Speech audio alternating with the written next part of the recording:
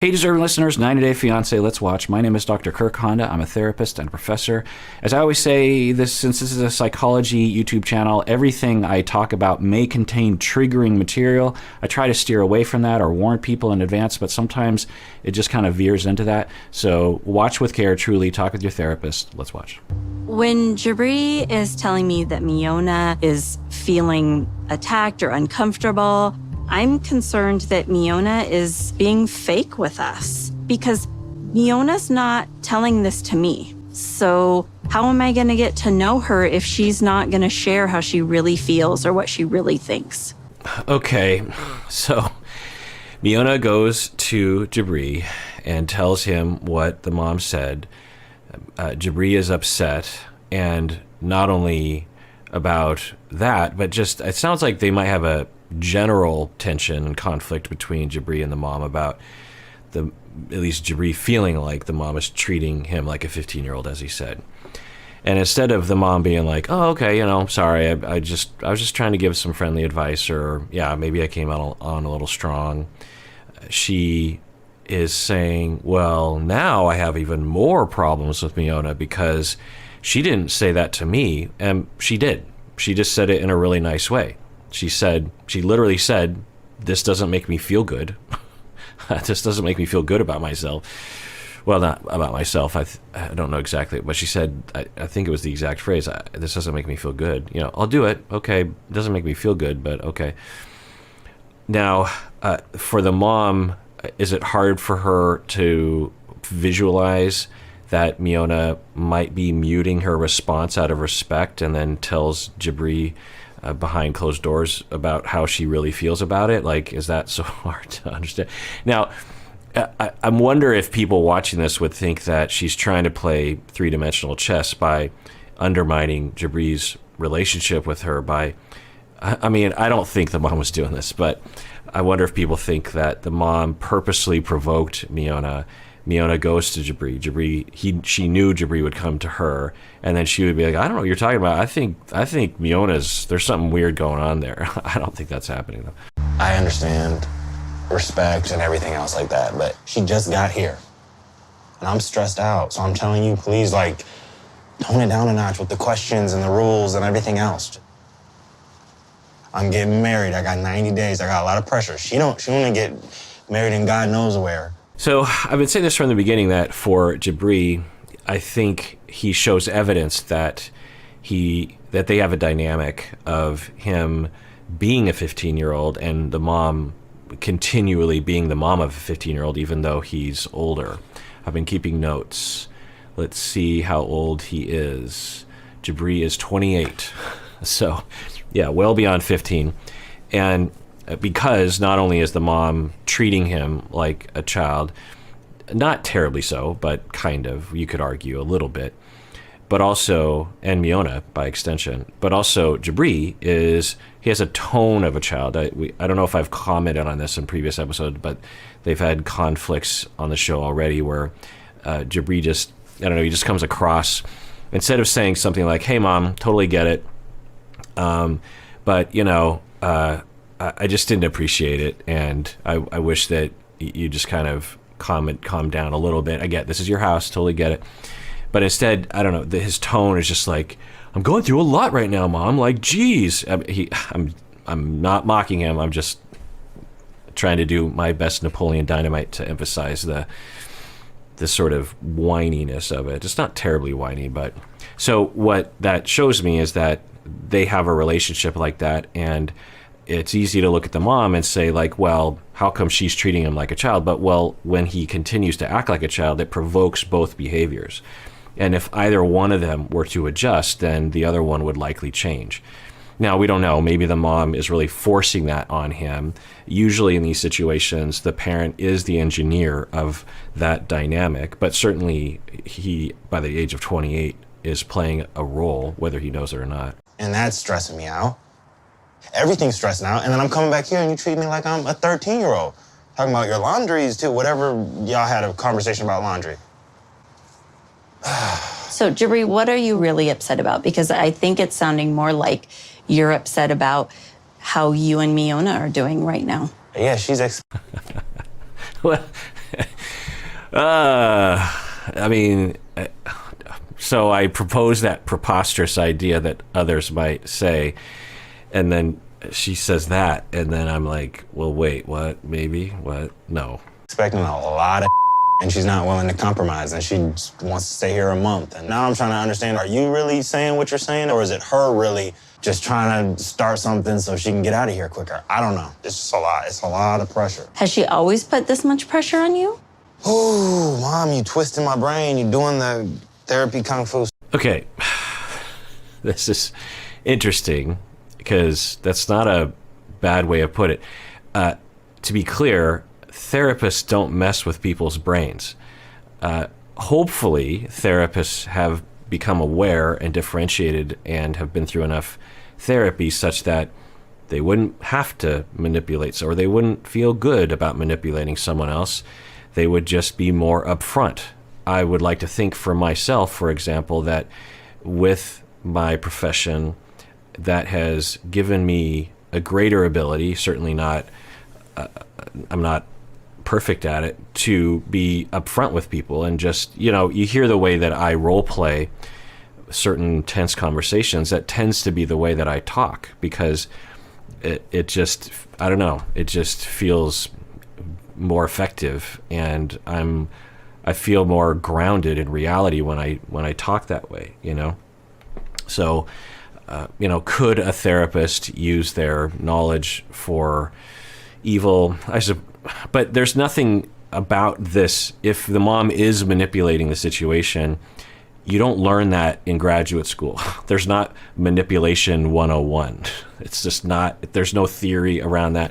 I mean, there is one theory that actually involves what one could call manipulation. It's called strategic family therapy, and it's a small part of strategic and short-term therapy. There's also like an Ericksonian thing as well, but it's not like, here's how you manipulate your family members. It's more like, here's how you can use a little bit of trickery to get one example.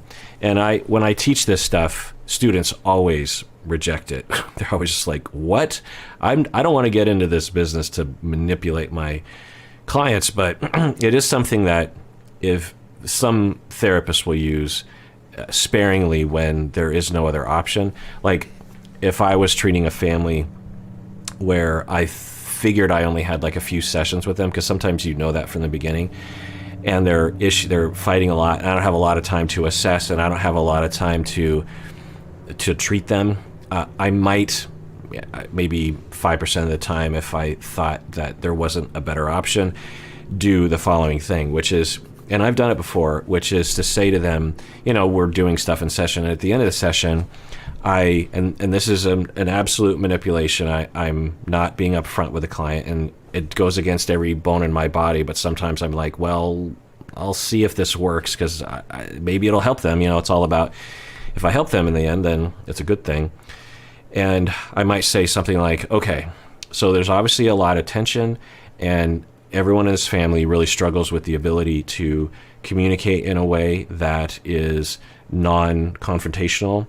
I see a pattern, and they'll all kind of agree with me. Yes, we frequently will fight. And I'll be like, okay, so normally at this stage, at the end of the session, I would give you some homework about how to communicate at home, or here's something that you can try out at home. But given the amount of tension that I'm seeing in this family right now, it seems really, really high.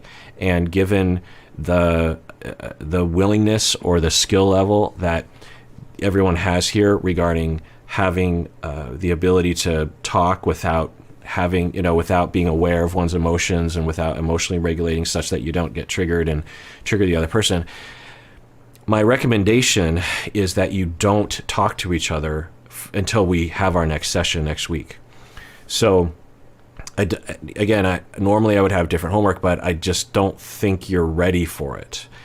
And I'm sorry if that's insulting, but you want my professional opinion. I just think that it would be safer. So let's not talk unless you have to, like if there's a schedule issue, or if there's something important, or there's a fire, obviously, but really just don't even talk to each other. Okay. So, and even as I say that out loud, it just sounds awful. It's like, it's lying.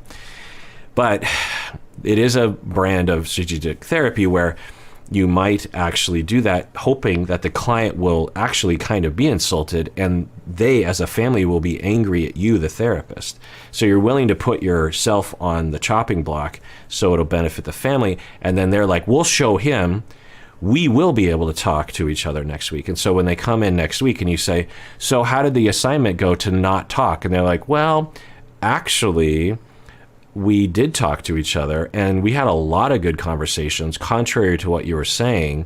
So what do you think about that? And I'll be like, oh, really? Huh.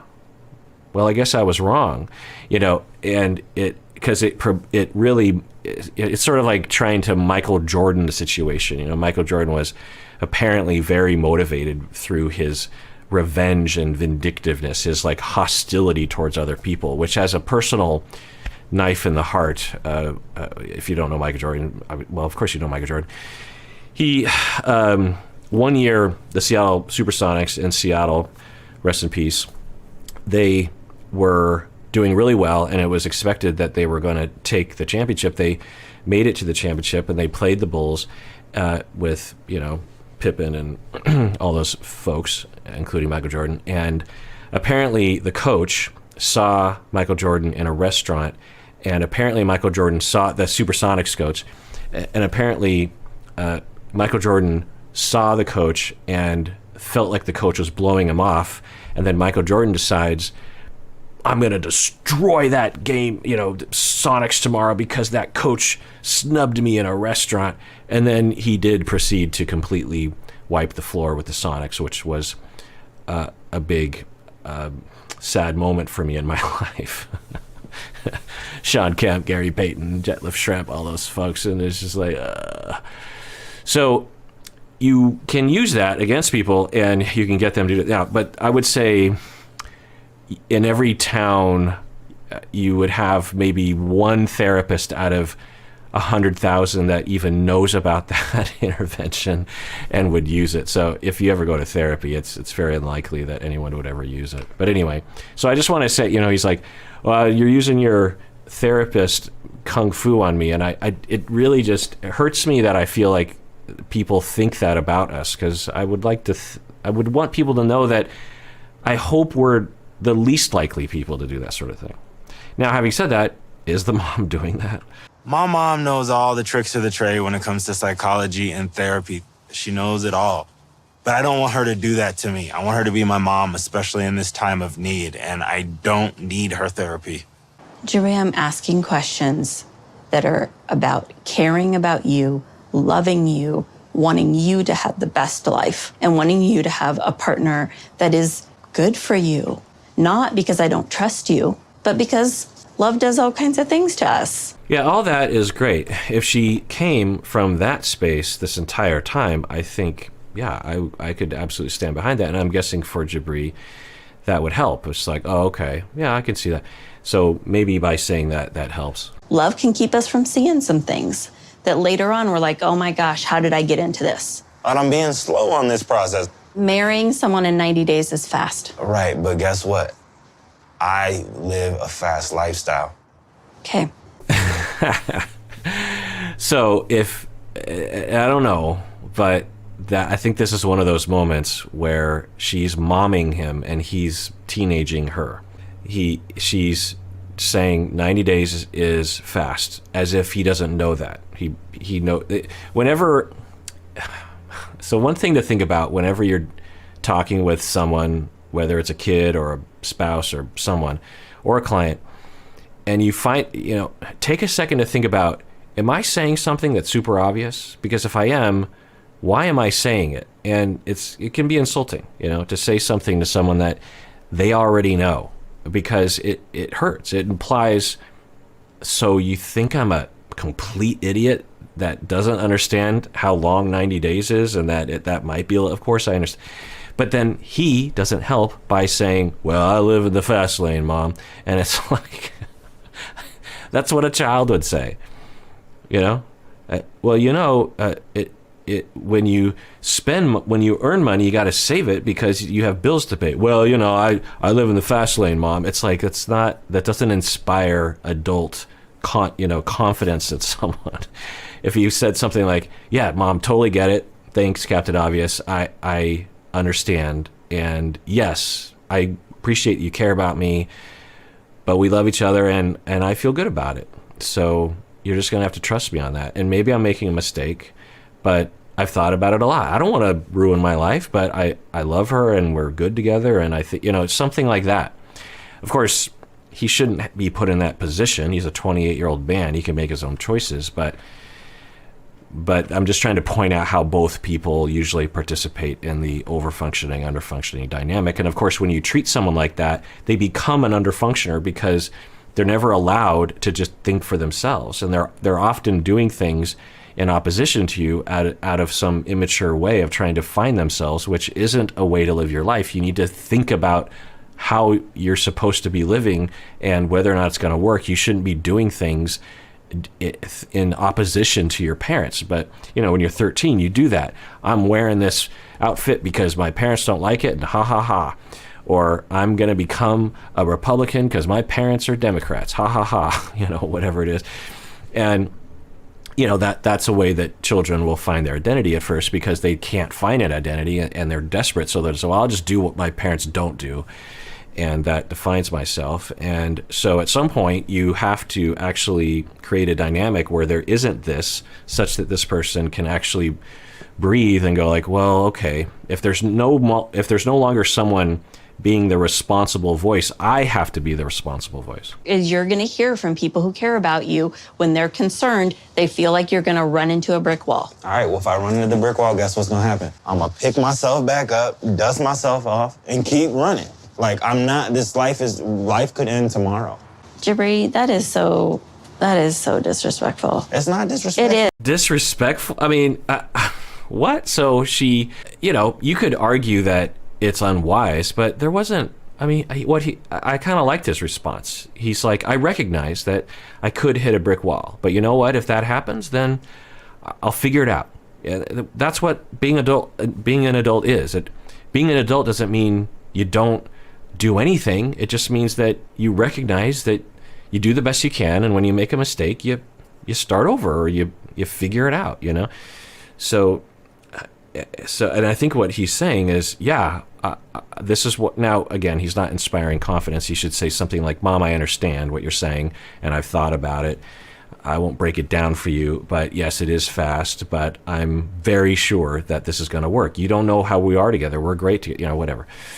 Now, maybe he doesn't have the ability to say those things. And so as I say that, it's like, it's very possible that he has very little reason to believe that him and Miona are going to work out. I mean, they already have some incompatibilities regarding where they want to live and the sort of life they want to lead. But anyway, he's a 28-year-old man. He can have whatever philosophy he wants about this, as long as it doesn't harm other people. He can learn from, and this is further evidence of the overfunctioning codependent mom, in that as he says that, he's just like, I get it. I might run into the wall, and you know what? I'll get up, dust myself off, and I'll figure it out. And for the codependent person, the overfunctioner, they can't have that. They can't have the underfunctioner make their own choices for themselves, because it denies them this enmeshed relationship. And thus, for this person, often their entire selfhood is defined by that role, and they don't know who they are if they aren't doing this kind of role. They don't know how this actually could exist, and they could actually live a good life, or a life of closeness, or being helpful. The codependent person and therapist often or people who are like this often do become therapists, in that they think of themselves, their only worth is when they're helping someone with their problems. And that's the definition of a codependent person. And so I don't know about the mom. We've seen very little of evidence of any of this. But if we go on this hypothesis, when he says, look, I'll figure it out, Mom. I got this. I don't need you to tell me what to do. And then I thought, she looked away. I was like, oh no. I thought she was going to say something like, that's stupid or something. And I'm like, Mom, just let him, he's 28. Maybe it is a mistake. And you've said your piece. and he gets it. I'm pretty sure. But, just let him make the mistake. It's not the end of the world. He's not talking about, I don't know, driving a bus of children next to a cliff. It's the biggest consequence is he gets divorced, and that's not good, but it's not the end of the world. So but instead the mom says that's disrespectful. So that is in line with a certain type of codependency, which is controlling. So there are various different types of codependency that I've identified. 1 is controlling, 2 is accommodating, and 3 is chameleon. Chameleon's kind of rare, but the accommodating person is just very trying to enable and just trying to be of service. But to the controlling codependent, they actually are trying to get you to comply with the system of, you have a problem and I'm the only one who can fix it, and you need to be with me because you're a problem and I need to fix it, and that is my worth, and you need to appreciate it. And so when he starts to basically say, I got this, Mom, I can make my own mistakes, and if I do, I'll figure it out. But she interprets it as disrespect, which is an interesting way of reacting to it. It'd be one thing if she said, I think that's immature of you, or I think that's unwise. I mean, you could see some logic there. I wouldn't recommend she think that or say that to him. But disrespectful. So to her, it feels, just think about this. It feels disrespectful to her as a human being, as a mother, that he says, I'm going to make my own choices. Just think about that.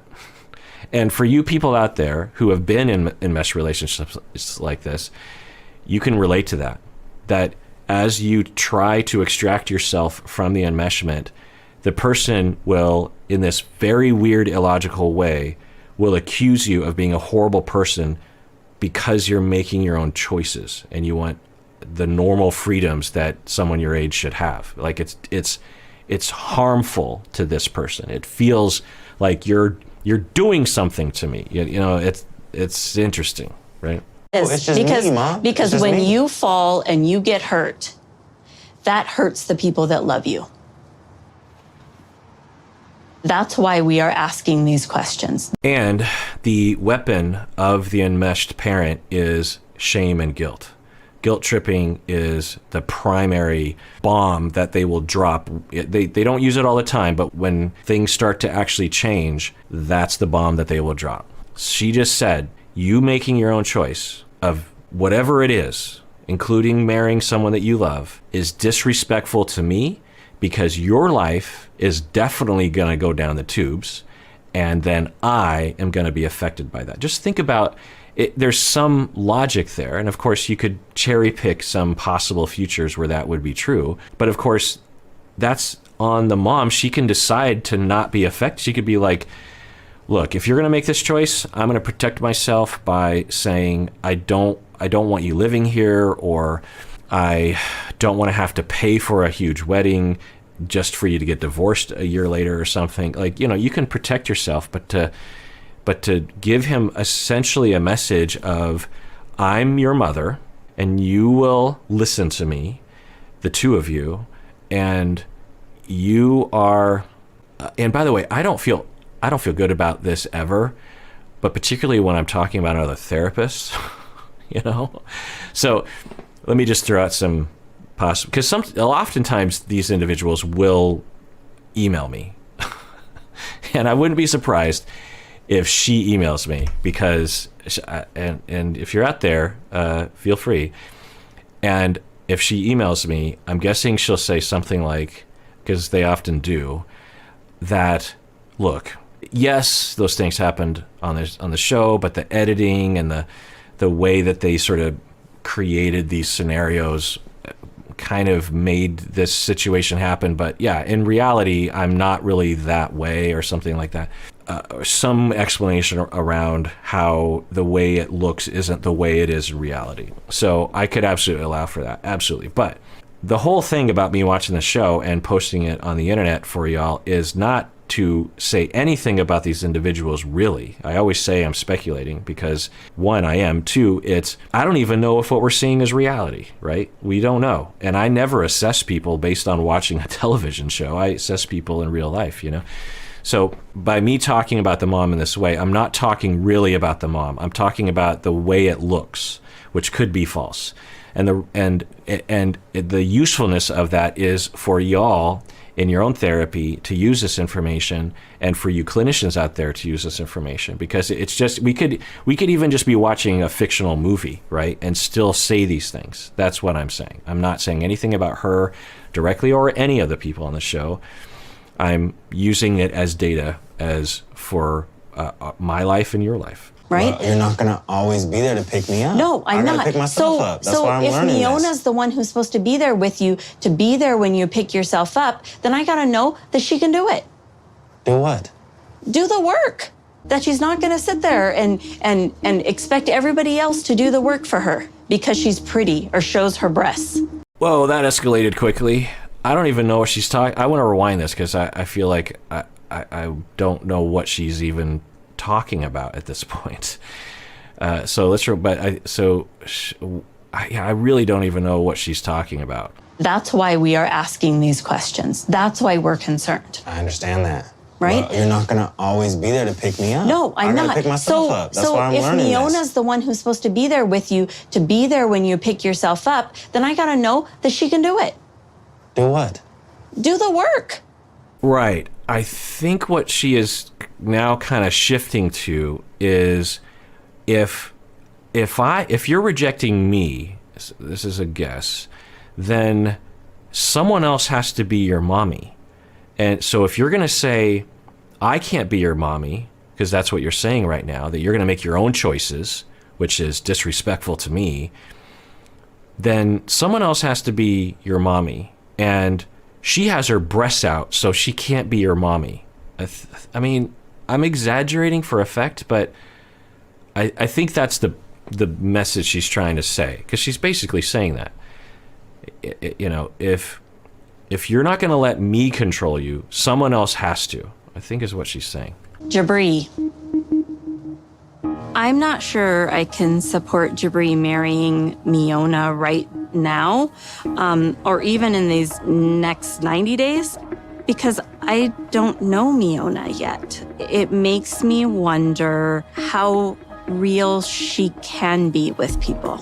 Okay, totally. If as a mom, you're like, I don't know Miona yet, and I don't know if this is going to work. I don't know how to feel about it as a parent of an adult man. I don't know how I feel about it. I don't know if I should be super excited. I don't know if I should be scared. I just don't know. Okay, totally fine. But why all this? And I want to know that Jibri knows the real Miona, because if this is a person that he's going to marry, he's got to feel confident that he knows who she is.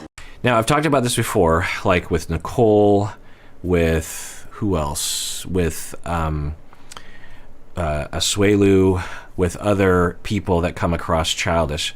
Jibri doesn't come across that childish, right? And he doesn't seem to come across as childish in other contexts. You know, Nicole would do this too. She would come across as childish in general, but particularly around her mom. I mean, there were times when Nicole seemingly would regress to that of like a 3-year-old. So she would her cruising speed was at maybe 18, even though she was much older than that. And then when her mom came around, she would become 13. And then when there was like conflict, Nicole would become like a 3-year-old. And she even had the demeanor, would even look like a child in her facial expressions.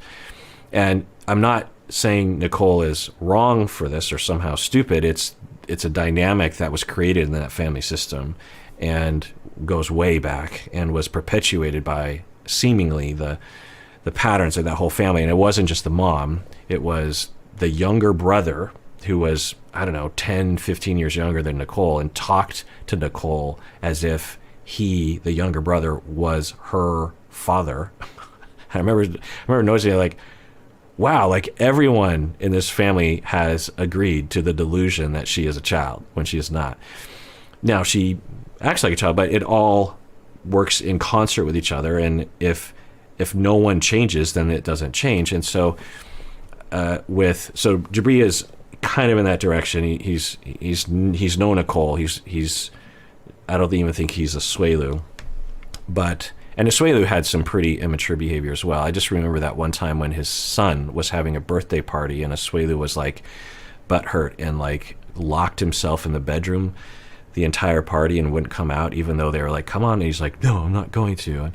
And there wasn't really a viable reason for that. Now, I think Asuelu has absolutely risen to the occasion, and we've seen him over the years, I think, mature, and maybe it was getting away from his family, which we could imagine based on the way they presented themselves. It's like very difficult to deal with, and maybe that was his defense, was just to become childish, or he remained childish in response to that. But anyway, so for Jibri, I've had so many conversations with parents around this, because what'll often happen is the parents will come to me and saying, you got to help me with my kid.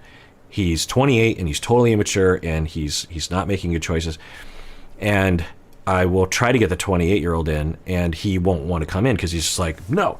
And then I'm like, well, Mom, how about you and I talk, because you're willing to talk, and there's a lot you and I can do. Over time, I figure out with the mom or the parent that it's at least half of the causality is coming from the parent themselves. And I present all the things that I've been saying thus far. It's not always the case, but it is commonly the case. And one of the ideas that I'll say, and how it applies here, is that I would say to the parent, the way that you treat them and your anxiety, I would lay out, like, I would explore this with them, so I'd figure out exactly what flavor it is to them. But it usually is some form of anxiety based on their childhood. They have good reasons to be extremely afraid of risk and danger that their children are going to get into. And so that engages their parental system of control. When you have a 13-year-old who is saying, I want to get married, you're like, no, you're not. So, as a parent, you control that aspect. There's a lot of control that is responsible parenting. Or a 10-year-old that's like, I'm not going to school today because I don't want to. You're like, yeah, you are, pal. You're going to school. That's absolute control. You're telling someone this is going to happen and this is what you're going to do. Now, some parents might listen, but at the end of the day, you're just like, look, if you're just not going to school because you don't feel like it, that's not going to work. Like, that's not how life works, and you're going. Or if the kid is like, I'm no longer eating dinner. I'm having cake all day, Control. There's a lot of control, and it's responsible control. And the reason why parents do that is because they have a natural instinct to protect the children, even from themselves. Okay. So that's a natural instinct, but it usually dissipates over time as the parent starts to allow the child to make their own mistakes and learn for themselves, so that they can run their own lives, such that you don't need to be codependent and parent all the time. But if you have excessive anxiety about risk to your child, either because of the parent's childhood or what the child went through earlier in their life, such maybe they had a rough patch and you just kicked in, it's like, I can't ever let my hands off the wheel, then that creates this overemphasis on control and a sort of mindset of parenting that gives a lot of messages to the child that they are incompetent and under the control of the parents. What this does is it creates a mindset in the child that they don't know what they're doing, which is bad. You don't want your child, especially at 28, being given the message that they don't know what they're doing. You want to be giving them the message that I believe in you. I think you're probably going to make some mistakes, as I have, as everyone does, but I trust that you're going to learn from your mistakes, and you're a smart person. If you want my help, I am absolutely here. I might give some friendly advice, but it's your life. I believe in you. Even though you're terrified as a parent, but he's 28. Now, it should have started when he was 18, age appropriateness, throughout life. But anyway, so when you treat a child like that, people are the way that they're treated. So if you treat someone like crap, they have low self-esteem. You treat someone like they're a good person, they have good self-esteem. That's just how we are as humans. We're social creatures. We're not independent from the way we're being treated. And when you treat someone like they're stupid, then they think of themselves as stupid. Also, you create this need, because for a 28-year-old in particular, they're like, I want freedom. I want to do stuff on my own. And when you latch and you control and you guilt trip and you give all these messages, the individual will say, screw you, I can do this on my own, and I'm going to show you. You, again, like I was saying earlier, you don't want a 28-year-old making choices just to prove to you that they can make their own choices. You want them making their own choices generated from their own wisdom that they are developing over time. So those two functions will actually create the problems that will provoke you to become codependent for the rest of this person's life, But so I get where it comes from, but with both sides, but one or both of them have to change that. And to the mom, I would say, and it takes a long time. I've talked with a lot of enmeshed parents and codependent parents, and it's hard. Some of you out there who are not codependent, those of you who don't have a tendency to be codependent, you're just like, yeah, it seems pretty elementary. It's pretty simple to understand. It is so hard to dismantle the feelings and the assumptions and the impulses, because like if I talk to the mom, I bet you anything, if I said everything here and I told the mom all this stuff, she'd be like, but you don't understand. Like, what would a thing that I would hear from a lot of parents is just like, they'd be like, well, they're not your kid, so back off, that kind of thing. And I'm not, and I would, true. And maybe I'm wrong, but I'm trying to actually help everyone here. I'm not saying, and another thing I would hear from parents would be like, so I'm just supposed to let them do whatever they want, that kind of thing. And I'm like, no, if the kid is like, because you can be codependent on a 17-year-old as well. Or another thing I would hear is they would say, I don't think you understand how dangerous the world is, stuff like that. And I would say, well, maybe I don't see it the way you do, but parenting is, as you go through the years, the way that it works is that the child moves further and further for longer periods of time away from you to gain competence and skills, and then comes back away further. When they're 2, they walk across the room and play with the toys on the other side of the room. They come back to you. When they're 4, they walk away from the bench and they go to the playground, but then they come back to you. When they're 6, they go to school and then they come back to you. When they're 14, they spend the night at someone's house and then they come back to you. When they're 18, they find a job on their own and then they come back to you. It's always this mechanism. That's what you want. Away and back, further away and back. Further away, learn skills, come back. And every time they do that, you as a parent have to watch them walk away, and you have to watch them walk into danger when they're 2 and they walk across the room and they're with the toys. Something bad could happen. They could choke on something. Who knows? Hopefully you don't have toys but you never know. Like, kids can choke. They'll put all sorts of stuff in their mouth. You never know. When they're 6 and they go to school, something terrible could happen. The teacher could literally abuse the child. That could happen. Not likely, it could happen, but every step of the way, okay? I mean, that's a weird thing to say, but I guess a more mundane thing is the child could not do their homework, or they could get into a conflict with another kid at school, and that likely will happen, but they have to do that to learn. And so I find that when I tell this idea, this paradigm, that parents start to go, oh, because to a lot of parents, given their traumas, either from their past or their past even with this child, they have a principle of, I need to be there at all times. Otherwise, very bad things will happen. And it's like, yeah, true.